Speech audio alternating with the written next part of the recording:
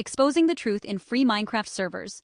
Because everybody promises epic gameplay, but do they deliver? Let's find out together. Okay, so I spent a week trying out 5 of the most popular free Minecraft server hosts: Minekeep, Aternos, Minehut, Phalanx and Freemix servers. Spoiler, none are perfect, but some are way better for beginners than others. Aternos is 100% free, lets you add cool mods, and keeps your server safe from nasty attacks.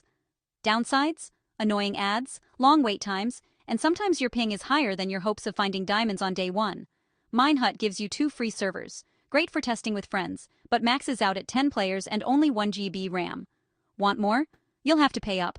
Phalanx surprised me with smoother performance than most, but it's not flawless either. The rest? Decent for mini hangouts, not so much for epic survival worlds.